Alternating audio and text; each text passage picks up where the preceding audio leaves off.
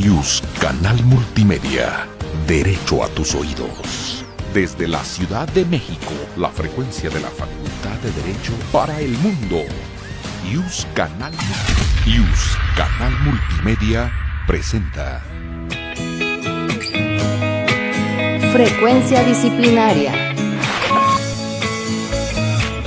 Programa de radio de la Facultad de Derecho a través de la División de Universidad Abierta, el Instituto de Investigaciones Jurídicas IFE Zacatlán.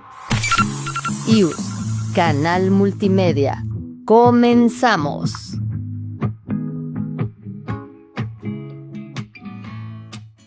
Hola, muy buenas noches. Es un placer estar aquí con ustedes en su programa de radio y de visión Frecuencia Disciplinaria, el cual el día de hoy tiene una temática muy particular y muy especial porque se llama A la luz de la jurisdicción federal. Frecuencia Disciplinaria, el derecho disciplinario a la luz de la jurisdicción federal. Les doy la más cordial bienvenida. Mi nombre es Yuri Pavón Romero, soy co-conductor de este bonito programa y es el espacio de ustedes y para ustedes.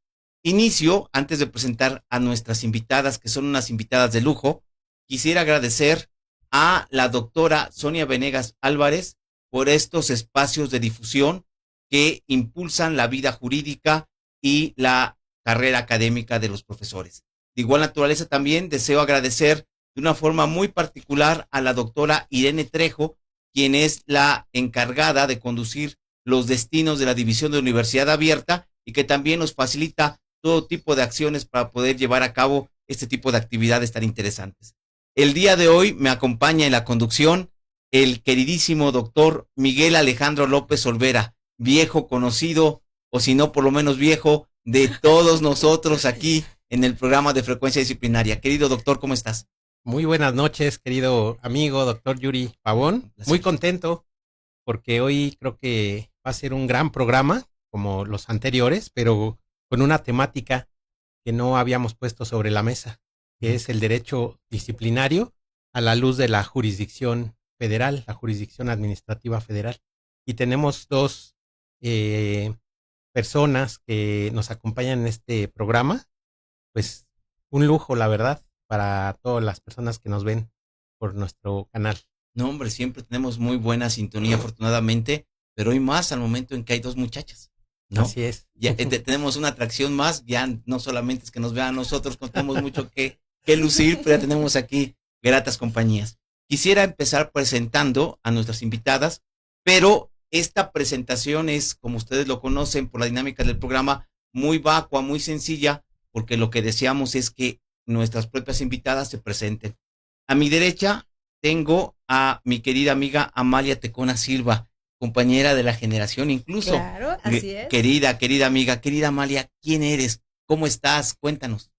Bueno, en principio me gustaría agradecerles tanto a ti, doctor Yuri, como al doctor Miguel Ángel, pues la invitación para participar en estas pláticas y obviamente a las autoridades de la Facultad de Derecho, a la directora Sonia Venegas Álvarez, porque gracias a ella pues se permiten estas transmisiones y esta plática entre amigos, ¿no? Bueno, ¿qué te puedo platicar acerca de mí, querido amigo? Que somos egresados de esta facultad. Precisamente mi carrera profesional inició en los pasillos de esta querida Facultad de Derecho. ¿Por qué?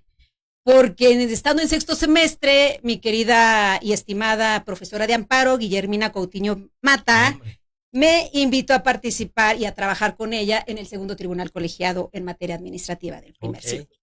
Ahí empezaron mis inicios por esta pasión del derecho administrativo.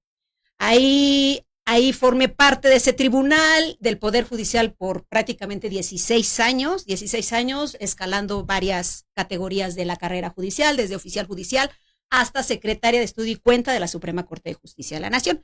Ahí estuve hasta abril de 2015, donde tanto la magistrada Marta King, también aquí invitada, y yo tuvimos el honor de que nos nombraran magistradas del entonces Tribunal Federal de Justicia y Administrativa, que obviamente actualmente ya el concepto de fiscal se le borró, ¿no? Pero ahí, a partir de abril de 2015, el 30 de abril, Día del Niño, ya somos magistradas. Entonces, de ese año a la fecha, he tenido la oportunidad de integrar 2 salas especializadas muy bonitas, por cierto, la competencia Una de ellas es la de materia de responsabilidades administrativas, que es el tema que vamos a abordar en un momento más. Y posteriormente, bueno, actualmente estoy adscrita en materia ambiental y de regulación también, una materia 100% de derecho administrativo y también con unas problemáticas jurídicas muy interesantes, realmente muy interesantes, y bueno, yo feliz de la vida ahí. En cuestiones profesionales es esa mi semblanza, y prácticamente, pues obviamente en cuestiones académicas, pues debo de decir que soy 100% Puma, egresada de aquí, y no nada más la licenciatura, porque también he estudiado en la unidad de posgrado, la especialidad en Derecho Constitucional, y actualmente la maestría, estoy en trámites de titulación, con mi querido tutor aquí, el doctor Yuri. Magnífico. Ok, prácticamente en términos generales, creo que con eso sería suficiente. Muchísimas gracias. Sí, querida magistrada, pues Marta King, pues nos da mucho gusto recibirla en el programa, porque es un tema pues de la mayor relevancia, ¿no? Conocer cómo funciona el tribunal, ¿no? Con esta sinergia con los órganos internos de control, con las autoridades sustanciadoras, etcétera, pero también nos gustaría conocer un poquito su trayectoria. Claro que sí, con todo gusto. También quiero, como mi amiga Amalia y compañera de generación magistrada, agradecer la invitación, la generosidad de prestar este medio para su audiencia, y que nosotros demos voz a un tema que me parece igual de suma relevancia para nuestro país, y que nosotras tenemos la fortuna de revisar en nuestro día a día desde hace ya casi 10 años a la fecha. Mira, mi semblanza así de manera muy rápida para ya irnos a lo que nos toca. Yo soy magistrada federal, estoy en la 11ª Sala Regional Metropolitana del Tribunal Federal de Justicia Administrativa, que tiene su sede aquí en Insurgentes 881. Ahí me encuentran en el piso 8. Muchas gracias. Pero me hice magistrada después de una carrera, digamos, de ya bastantes años. Empecé hace ya 23 años en la carrera jurisdiccional, precisamente en este tribunal. Qué bien. Siendo meritoria, luego mecanógrafa, secretaria de acuerdos, y dejé, digamos, la experiencia dentro de este tribunal por unos años en esta búsqueda de encontrar alguna otra materia que me llenara el ojo y no quedarme nada más con lo fiscal administrativo. Debo decir que también cuento con una maestría en Derecho Fiscal por la Universidad Autónoma de Nuevo León. Yo hice mis estudios en Nuevo León, la licenciatura en el TEC y la maestría en la Universidad Autónoma. ¿Eres regia? No soy regia, soy sinaloense. Muy bien. Soy sinaloense, regia por adopción y ahora chilanga por Qué decisión, bueno. ¿no? Por pasión, de por corazón. pasión, me encanta. Y bueno, entonces empiezo en el tribunal, estoy ahí algunos años, 10 años aproximadamente, y migro hacia la materia electoral. Vengo a la Ciudad de México precisamente a integrar parte de la Sala Superior del Tribunal Electoral del Poder Judicial de la Federación, y estuve ahí por alrededor de 4 años, también en varias posiciones.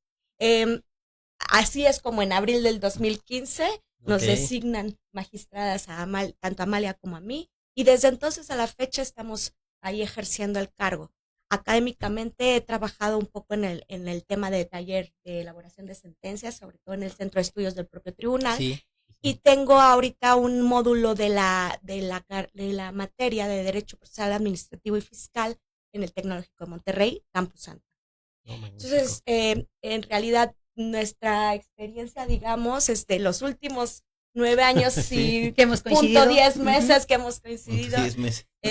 Punto 10 meses en el tribunal, y bueno, muy contentas de estar siendo parte de este programa el día de hoy, y de que nos hayan invitado, y gracias a ti también, Amalia, por la generosidad de haberme compartido este espacio.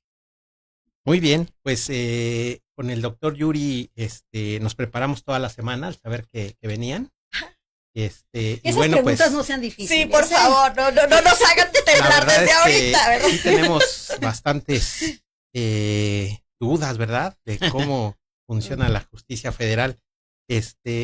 Nos gustaría saber, querida magistrada Marta, ¿qué criterios jurisdiccionales en la actualidad son novedosos o polémicos sobre esta materia, sobre el derecho disciplinario?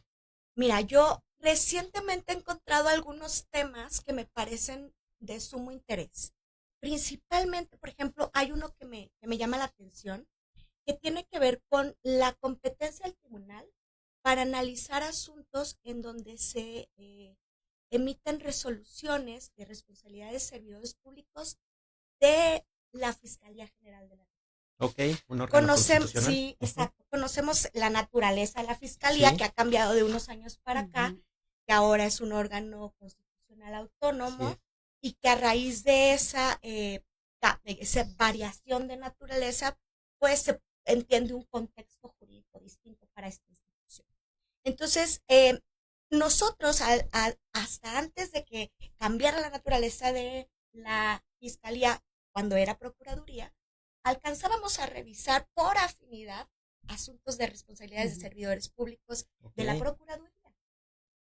En un criterio de jurisprudencia en donde se advertía que la relación que había con algunos funcionarios de esa procuraduría pues era de orden administrativo, que por eso nos tocaba el análisis de estos casos.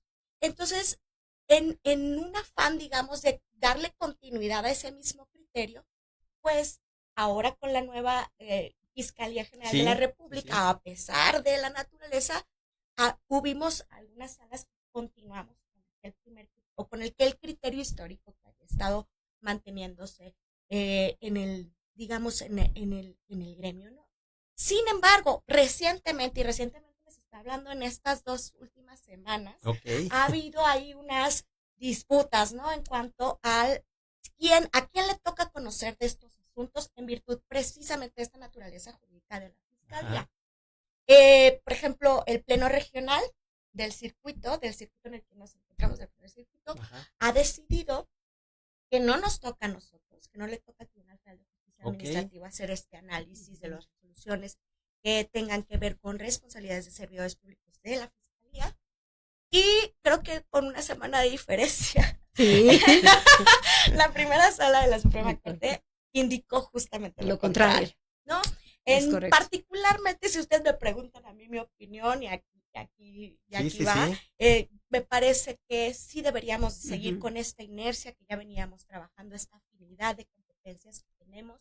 Me parece, y esto es en un ánimo de reflexionar sobre el tema, un poco simple el argumento de que porque no se trata de un órgano que integre la administración pública federal, me parece un poco simple. Tenemos competencias sobre algunos otros para hacer el análisis de resoluciones relacionadas con derecho disciplinario con autoridades que no forman parte de la administración pública federal por ley orgánica, ¿no? Esto es Auditoría Superior de la Federación, el INE también podemos hacer ese análisis. Entonces yo no vería ahí una razón para excluirlos. ¿No? Ya traemos, digamos, el cajón en el tribunal de la materia, además, ¿no? Exactamente, de la materia. Entonces creo que somos un tribunal que pudiéramos conocer sin ningún problema este tema. Y es un asunto así calientito. Salió hace 2 semanas. Estamos justamente todavía masticándolo en el tribunal, diciendo, bueno, ¿para dónde nos vamos? Exacto. ¿Para dónde nos vamos? ¿Qué hacemos? Etcétera. Pero por jerarquía nos tendremos que ir. Por jerarquía nos vamos por lo que resolvió la Corte. Pues exactamente. Sí. Coincidamos. La Corte precisamente, ¿en qué sentido resuelve sobre este rubro?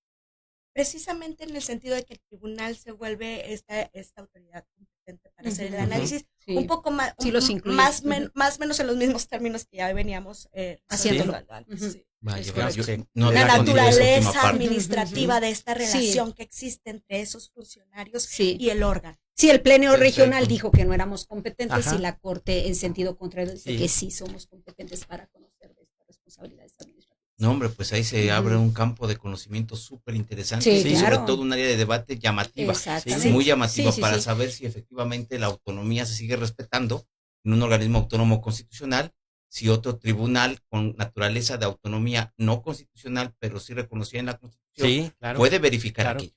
Se vuelve muy llamativo. Sí, porque si no es el tribunal, nuestro tribunal, entonces ¿quién sería? Entonces ahí como que se quedaría así. No, ¿quién sería el competente para, la ¿no? seguridad jurídica? Es correcto. Pero además, ¿sabes qué, Amalia? A mí me parece bien interesante el hecho de que nosotros en el tribunal, al tener la competencia del análisis de las resoluciones finales, de los procedimientos sancionatorios disciplinarios, de los servidores públicos en general, federales, para nuestro tribunal, en general, me parece como sumamente válido que seamos nosotros quienes sigamos haciendo este análisis, porque en esa medida nos volvemos estos, lo voy a decir así, especialistas de esa materia, desde luego. ¿no?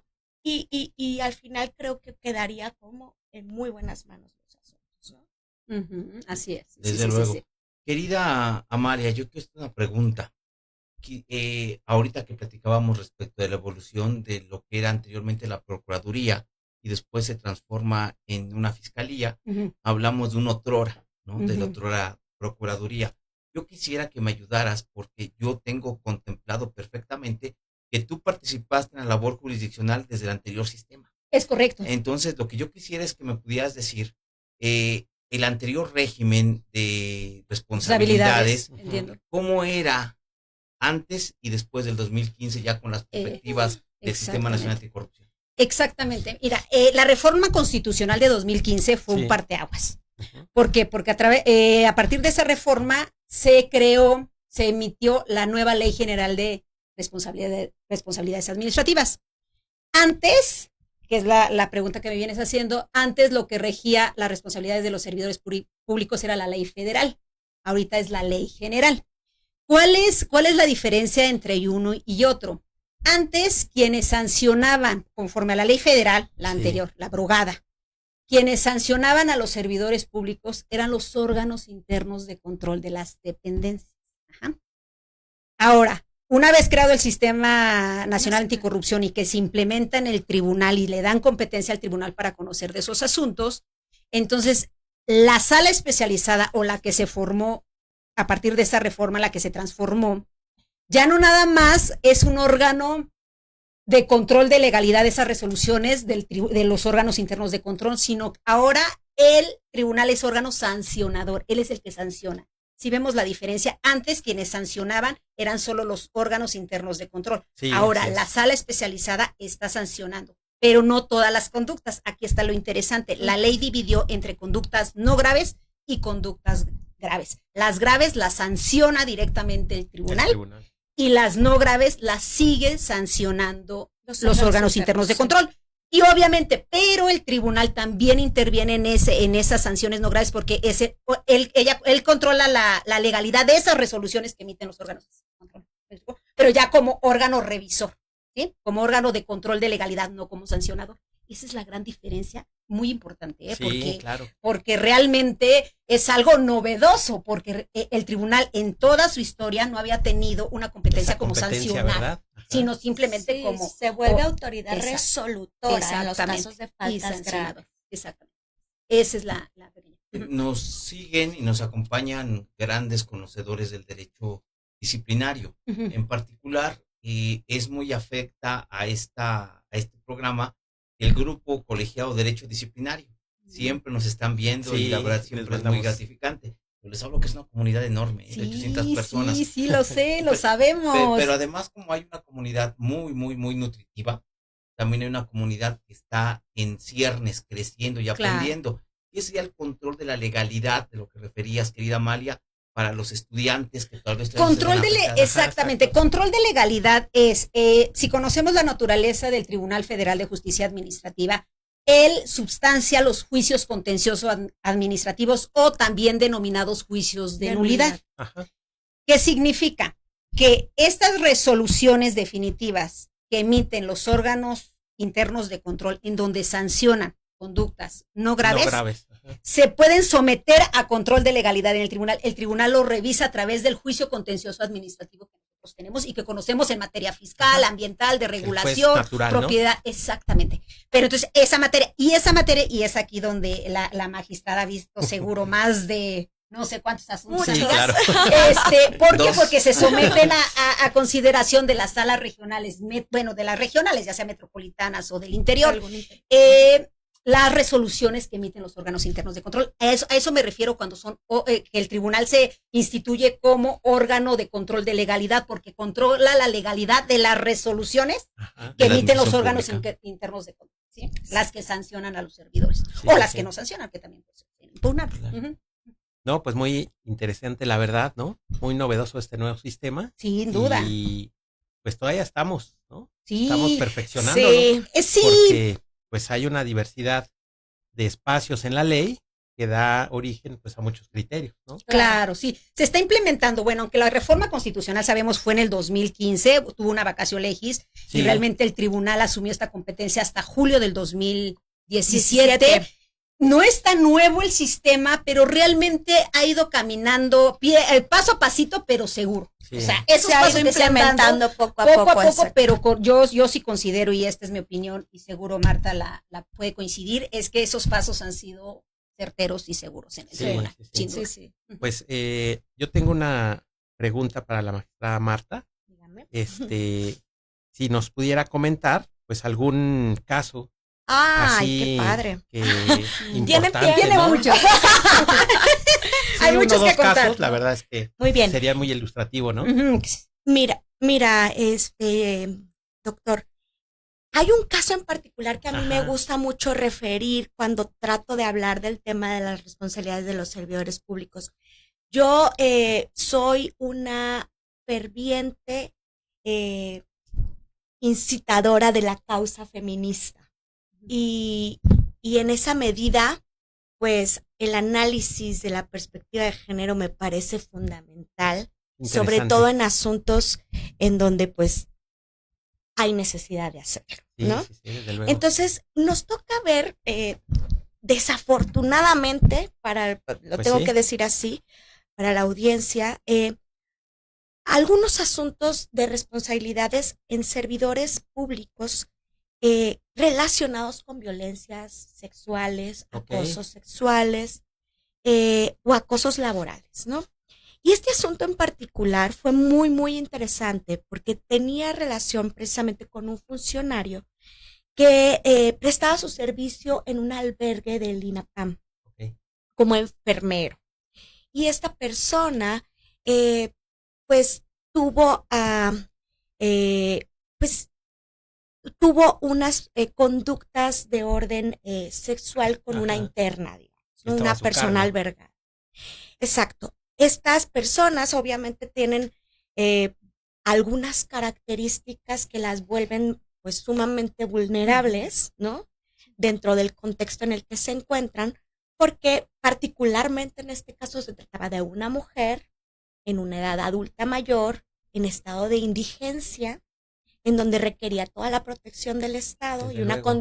condición social pues de pobreza, ¿no? Sí, sí, sí, de ¿Por qué no decirlo? vulnerabilidad, sí. Un tema en donde interseccionalmente hubo muchas características que Ujú. considerar respecto de la víctima o de la supuesta víctima, ¿no? Entonces, ¿por qué este caso es muy relevante? Pues porque el asunto se tuvo que resolver tomando en consideración, con perspectiva de género, Ajá, la sí. posición de la víctima con respecto de esta simetría de poder que tenía el enfermero en cuanto al cuidado de esta persona. Entonces, el asunto, a esta persona lo inhabilitan Ok. en la resolución que fue impugnada ante el tribunal, lo inhabilitan precisamente por este abuso o este acoso al haber hecho Ajá. tocamientos a esta Era persona. falta no grave. Era falta no Ajá, grave. ok. Era falta no grave. Pero casualmente, y lo digo casualmente porque pocas veces, y tú me darás la razón, Amalia, la autoridad administrativa se toma tan en serio los casos como para hacer una fundamentación de derechos humanos un poco fuera, digamos, del marco de la legalidad, entrando, digamos, a esta protección Sí. de derechos que el artículo 1 constitucional nos obliga a observar, ¿no? Y en este caso, la autoridad administrativa fue muy puntual en establecer un análisis de una investigación con perspectiva de género y a partir de ahí fue para nosotros mucho más fácil poder entender cuál era el contexto Sí, del caso, resolverlo y al final pues reconocer la validez del acto impugnado, que fue confirmar esta inhabilitación a este servidor público.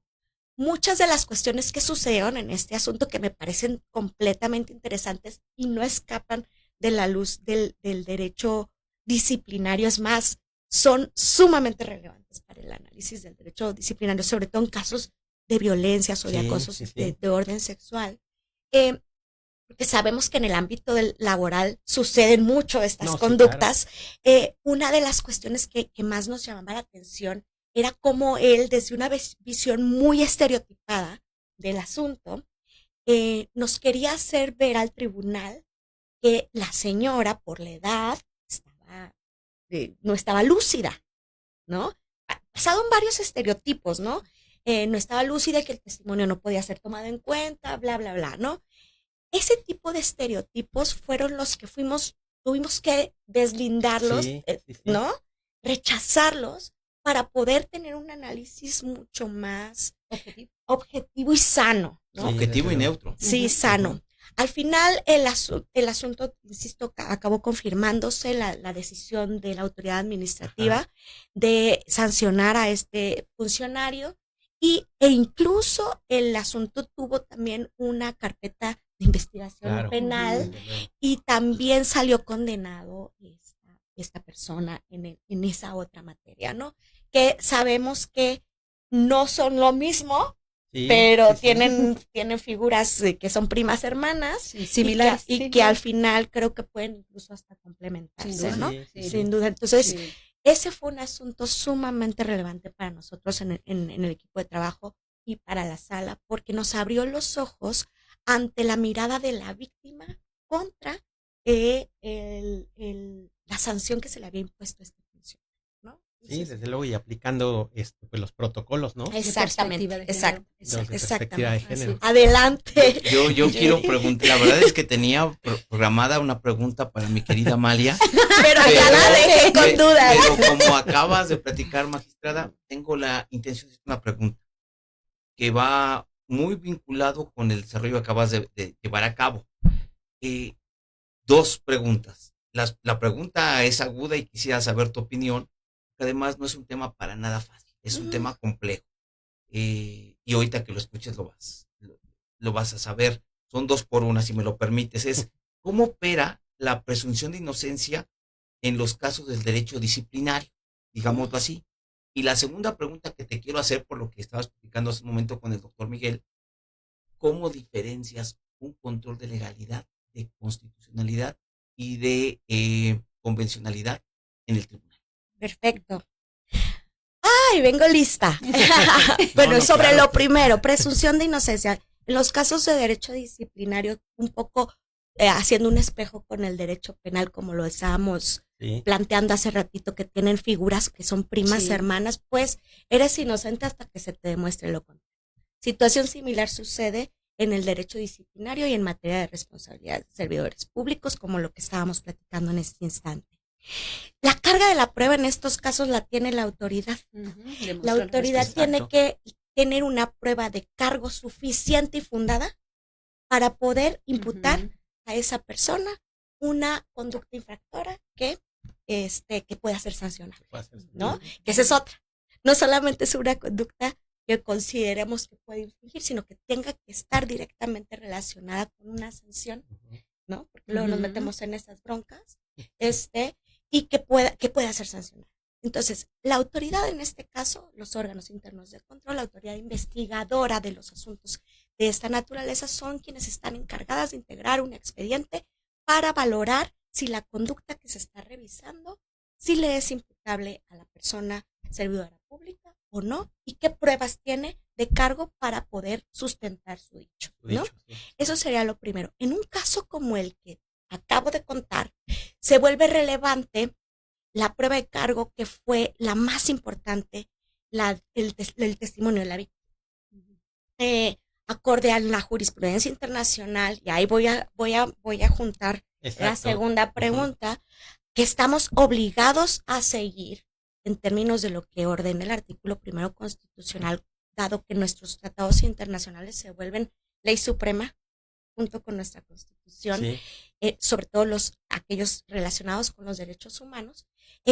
Nuestra jurisprudencia internacional nos hace obligatorio seguir ciertos lineamientos de lo que ya la Corte Interamericana ha resuelto en materia de derechos humanos. Y en este caso en particular, volvemos al caso, el asunto Fernández Ortega y otros contra México fue un asunto muy importante para poder analizar este asunto, porque en ese asunto lo primero que se dice es, el testimonio de la víctima tiene carácter convictivo profundo. Okay. ¿Sí? Un estándar muy importante. Es un estándar que lo deja, digamos, en un lugar convictivo casi pleno. A partir de ahí es que se empiezan a deslindar las creencias o el grado convictivo del testimonio acorde a lo que adminiculadamente podemos revisar en las otras pruebas. Y puede ir perdiendo fuerza o o ganando mayor solidez, ¿no? Pero ahí es donde entra el derecho internacional y ahí es donde entra la jurisprudencia internacional a integrar nuestras sentencias. La diferencia entre un control de legalidad, un control de constitucionalidad y un control de convencionalidad es que el control de legalidad se queda en el blanco y negro. Se queda en ¿qué es lo que dice la ley? Sí, contrastar, ¿no? Contrastar. ¿Se está haciendo lo que dice la ley? Sí, no, ¿y por qué? Muy maniqueo, muy positivo. Sí, exacto. Muy positivo. Estricto derecho. Exacto, estricto derecho. Sí. ¿Qué pasa con el control de constitucionalidad? Que ahora nosotros tenemos el privilegio de poder darle una pincelada, una revisada también, de la mano también del control de convencionalidad. Es advertirse acorde al caso, podemos revisar que haya derechos humanos que estén involucrados en el asunto y que se encuentren violentados. Y en la medida en que estos nos salten, más allá del blanco y negro, ¿sí? En la medida en que estos nos salten, nosotros poder hacer una interpretación, ya sea conforme, o incluso una inaplicación de una norma, si vemos que esa norma no genera un trato diferenciado, es violatoria de derechos, etcétera, etcétera. Obviamente todo acorde al caso, ¿no? Y en esa medida también entra el control de convencionalidad. Si alguna norma de nuestro derecho positivo se opone a cualquier otra situación que esté sucediendo en el ámbito convencional y que ya se haya decidido tal, pues entonces también podemos amarrarlo y decir, aquí lo primero que se tiene que hacer es proteger, preservar, sancionar incluso el no cumplimiento de los derechos humanos y en esa medida hacer una revisión del asunto. Y acción conflictiva, constitucionalidad, convencionalidad, ¿cómo procede? Pues dependerá del asunto, dependerá siempre a la colusión de derechos humanos, luego nos vuelve un problema.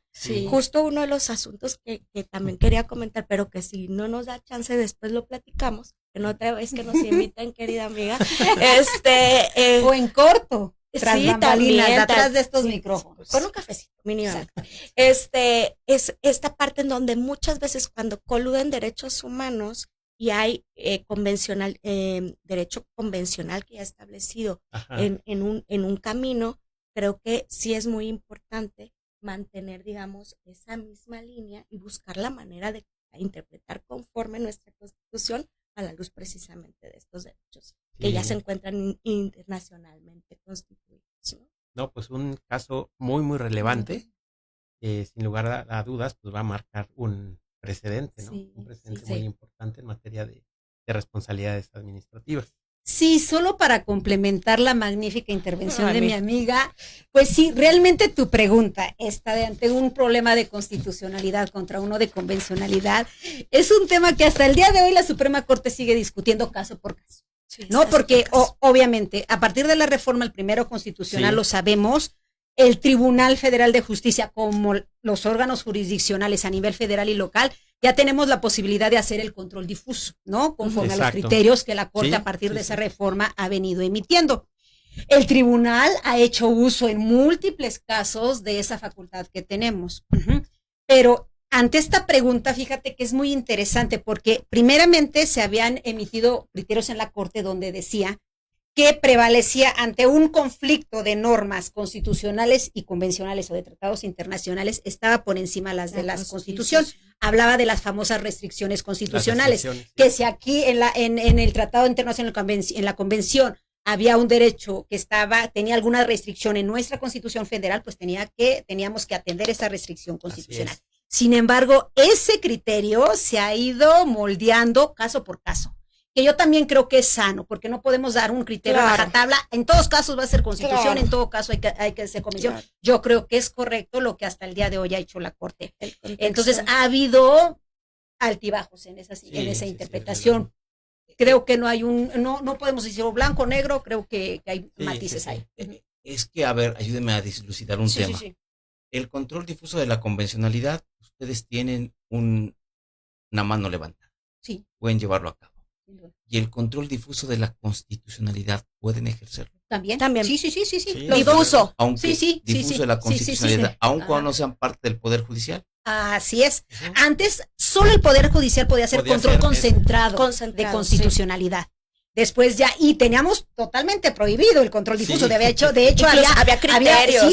Si no me recuerdo, no había jurisprudencia. Tocar, ¿no? Sí, había exactamente, en donde decía el control difuso solo lo puede hacer, el control de constitucionalidad solo lo puede hacer el Poder Judicial de la Federación. Entonces, obviamente, nosotros teníamos ahí las manos amarradas, ¿no? Pero a raíz de la reforma del artículo primero, precisamente, es donde se nos abre la posibilidad, y yo lo menciono siempre como un privilegio. Sí, un parteaguas. Cambia el paradigma, por supuesto, del derecho en general, pero para nosotras las juzgadoras y para los juzgadores es toda una responsabilidad, porque es entrarle a una visión, insisto, que ya no es de blanco y negro, es de ir mucho más allá, si es necesario para el asunto, si lo vemos, si nos brinca, ¿no? Pero definitivamente todo dependerá del contexto y del caso concreto. Es que los sistemas jurisprudenciales decían que bastaba con que ustedes aludieran que hicieron control de convencionalidad, aunque no mostraran argumentos. Sí hay un criterio, y ese lo tengo muy presente porque lo aplicamos en muchos asuntos. ¿Qué pasa? La verdad es, y aquí me podrá coincidir mi querida amiga, en las demandas prácticamente de cajón te dicen que hay problema de convencionalidad y constitucionalidad. ¿Qué dice este criterio que seguro es el que te han de estar preguntando? Dice, si tu órgano jurisdiccional ves que no hay un conflicto constitucional o convencional, no tienes por qué dar explicaciones de por qué crees que no. Solo tienes que fundar y motivar cuando sí ves que sí. Para decir si hay. ¿Sí me expliqué? Ese es el detalle. Entonces, este criterio, que seguro es el que te están preguntando, insisto, realmente cuando yo conozco el origen de ese criterio, por eso te lo sé, pero cuando lo lees, sí genera la duda. O sea, dice, ¿cómo que no estamos obligados? ¿Sí? Sí genera duda. Mira, exactamente. ¿No? Sí genera duda ese criterio. La redacción tal vez no fue la mejor, o sea, yo sé el origen, exactamente, yo sé el origen de esa, y eso es lo que se quiso decir, ¿no? Pues sí. Pero es un poco respondiendo también al escopetazo, ¿no? Que a veces en las demandas algunas personas porque entonces no nos da la vida, ¿sí? O sea, hacer control de legalidad y aparte constitucional, porque aparte luego, con todo respeto, no hacen argumentos, o sea, nada más ahí ya la frase casi como de formato, de hay problema de convencionalidad. Claro. Entonces, ahora tú checa cuál fue como que cosa que sí lo hace el Poder Judicial, pero entiendo que ellos su competencia natural y de origen es esa, pero nosotros realmente no la compartieron, pero de origen no es competencia del Tribunal. A eso me refiero, doctor, cuando te digo cuando brinca. Cuando salta la libre. Exacto, cuando brinca, porque sí, no necesariamente te va a brincar la violación a un derecho humano que tengas que analizar o revisar, etcétera, etcétera. Cuando brinca, que aquí se ve como que está el asunto medio, ¿no? Hay que irnos sigilosamente, ahí es donde creo que sí nos vale la pena hacer un análisis. Y sobre todo, ¿sabes cuándo? Cuando vemos que hay involucradas categorías sospechosas. Cuando vemos que hay temas, por ejemplo, de edad, de género, de sexo, de condición social. Ahorita te hablaba yo de una interseccionalidad de estas categorías, etcétera. Cuando vemos que están involucradas esas características, ahí es donde hay que levantar la antena. Y muchas veces no pasa nada, ¿eh? Muchas veces no hay necesidad de hacer nada. Sean mujeres, sean quienes sean, ¿eh? Porque a veces uno piensa, oye, es mujer, hay que aplicar la perspectiva. No, tampoco no es necesario. Hay asuntos en donde no es necesario. Pero cuando brinca, sí hay que. Sí, ya tenemos todas las facultades para hacer. Esto lo preguntaba porque voy a atreverme a hacer un comercial. Esto fue producto de una investigación que llevé a cabo hace algunos años y que realmente el tribunal no nos clarificaba mucho y genera confusiones en todo el sistema jurídico. Y va a salir próximamente en un libro que se llama El control de las normas. Para adquirirlo. Por favor. Para cuestionar. Para cuestionar aquí al doctor. Va a ser un placer. Así como nos está Sí, claro, ¿no? Hay que aprovechar la revancha. Va a ser un placer. Y bueno, querido Miguel, pues yo quisiera seguir platicando, pero te voy a tener que suprimir, voy a tener que ser un tirano con la voz. El tiempo, pues ya lo habías dicho. Nos apremia. Pero no sin antes quiero hacer algunas menciones que nos están mandando, ahora sí, que nos están preguntando. Sí, sin problema, vamos. En vivo, sí. Damkan Velus. Saludos, estimados amigos. Saludos. Sí. Edgar Sánchez, buenas tardes. Saludos a todos y a todas. Qué bonito es esa distinción. Gracias. Incluidas. Sí, hay incluidas. inclusión. Se nota la inclusión. Andrés Flores, saludos a todos en Frecuencia Disciplinaria. Felicitaciones por el excelente programa. Te abrazo con cariño, querido Andrés. Víctor Hugo Gaitán, saludos desde Puerto Vallarta. Vámonos. Muy bien. Qué rico. Eduardo Laguna Montiel, hola, buenas noches a todos, saludos cordiales desde Toluca, Estado de México, siempre atentos a este gran programa y a los programas de Canal Yus Multimedia. De mi alma mater. Eduardo Laguna Montiel, magníficas ponentes, felicitaciones a ambas. Gracias. José de Jesús Medina Cervantes, ¿existe versión pública de las resoluciones comentadas del INAPAM y del tribunal? Sí. Por les dejo los obligaciones datos, no sé si los puedo dejar acá por favor. y en un momento, ahorita no traigo el número aquí, pero se lo tengo que buscar, pero les dejo el dato específico para que la consulten. Y aquí no hay censura, aquí les va algo sabroso, dice Sergio Moisés Gutiérrez Hernández, magistradas. A ver, Sergio. Buenas noches. Hace rato la Corte comunicó que la ministra Lenia Batres se verá impedida de conocer de un amparo en revisión de un empresario mexicano. ¿Considera que esa recusación es idónea para evitar cumplir con la imparcialidad de la Corte y también para evitar futuras responsabilidades administrativas? Pues yo me estoy enterando en este instante del caso. Me gustaría conocer las razones, ¿no? Las razones. Si ella tiene alguna relación o algún conflicto de interés ahí, alguna amistad, enemistad, pues lo idóneo sería separarse, ¿no? Y me parecería que una resolución de ese tipo pudiera tener todo el sentido del mundo. Sin embargo, lo estoy hablando desde el completo desconocimiento del caso. Hay que verlo, querido. Hay que verlo. Sergio Moisés. Sergio Moisés. Una vez visto las razones, con gusto, la opinión podría emitirse, pero así con una venda en los ojos, creo que sería muy peligroso hacerlo. Esto demuestra la gran capacidad de respuesta de nuestras magistradas. Bueno. Carlos Mendieta, si un ciudadano tiene pruebas de que un servidor público está actuando de forma indebida, ¿cuál es el proceso real para denunciarlo y asegurarse de que haya consecuencias? Puede presentar una queja ante el órgano interno de control de la dependencia. El órgano interno de control de la dependencia es la autoridad investigadora. Ella recibe la queja, revisa si efectivamente hay elementos como para iniciar una investigación. Y ahí empieza todo esto que lamentablemente el tiempo nos está comiendo, que estaba hermoso poder explicar todo el procedimiento desde que se presenta la queja o la denuncia, desde que hace la investigación, la autoridad, vaya la redundancia, investigadora, luego la sustanciadora, la resolutora y sancionadora. Es un tema muy apasionado, pero bueno, en términos generales, a través de una denuncia o de una queja se puede presentar. Pero no le huyas, faltan unos cuantos minutitos. No, es broma, porque como ya Cronos es rayos tirano. Javier Ortega, las magistradas han mencionado la importancia de la jurisdicción federal en el derecho disciplinario, pero ¿qué tan efectiva es en la práctica? ¿Hay cifras sobre cuántos servidores públicos realmente han sido sancionados? Ese dato lo traigo. ¡Ay, qué bueno! Bien, yo no lo traigo.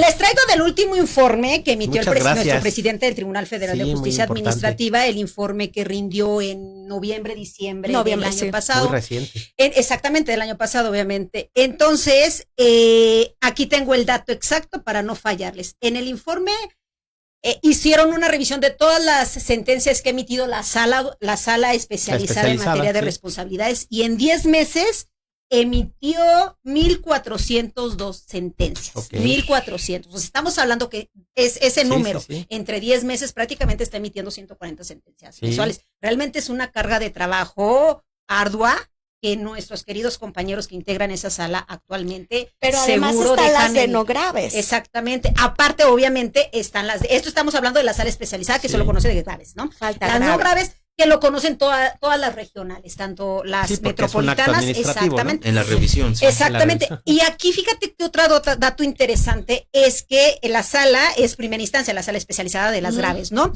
Y emitió el dato que les digo, 1,412 sentencias. Y llegaron a apelación solamente a la tercera sección que conoce de la apelación. Llegaron 387 apelaciones. Nada más, ese es el dato que nos da el informe, ¿no?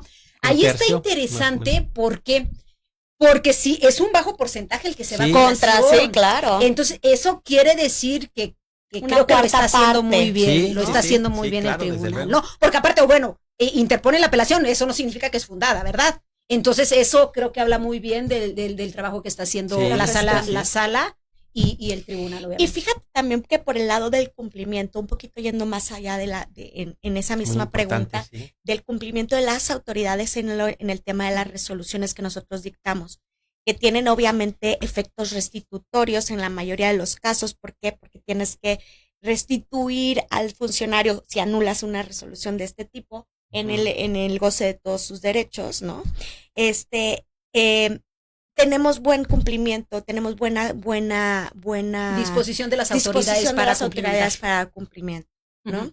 Entonces, para pensar en qué tan eficiente es el tribunal en la materia, me parece que sí tenemos un alto índice de eficiencia en el dictado de nuestras sentencias y eficacia. Y en la eficacia. En la eficacia del cumplimiento. En la ejecución. Maravilloso. Maravilloso. No, pues nos quedamos aquí con... Nosotros todas tenemos más, o sea, tenemos fuerza para las que quieran. Aquí el tirano es el doctor. Sí. Él es el que está. Puede haber versión 2.0 más adelante. Podemos abrir otro programa más adelante. Con todo gusto. Poder desahogar las preguntas que nos quedaron aquí, que seguramente nuestra audiencia, ¿no?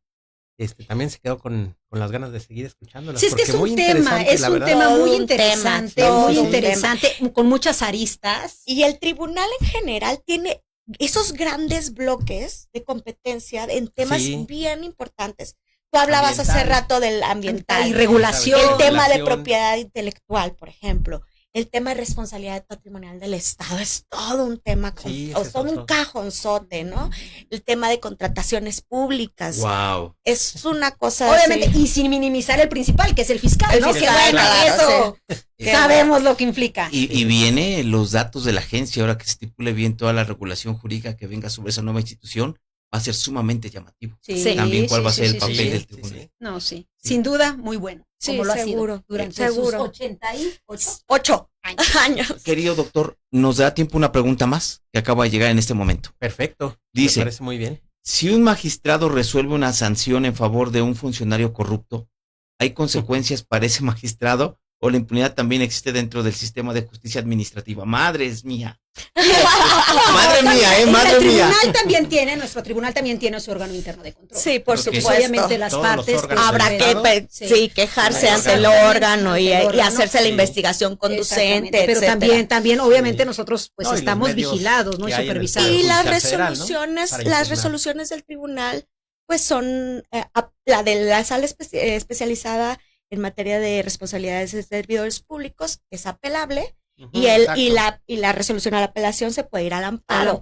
O sea, hay medios, hay cadenas impugnativas que se pueden agotar respecto de esa resolución ante cualquier sospecha de que algo no ande bien, ¿no? En el término en la materia de lo jurídico, pues. Jurisdiccional se puede impugnar, jurisdiccionalmente. Y además la queja, ¿no? La denuncia. Sí, eso ya en materia administrativa o de responsabilidad administrativa. La pregunta anterior se da cuenta de que no hay filtros, de que todo es en vivo y de que todo es clarito. ¿Por qué? Porque hasta tu expresión estuvo así de, perdón, no, sí. A eso venimos a platicarlo, ¿no? Con toda la transparencia que hay. Y como llegan las preguntas, yo dije, ¿qué acabo de leer? Pero dije, madre mía, no quiero que se malinterprete. No, muy bien, la verdad.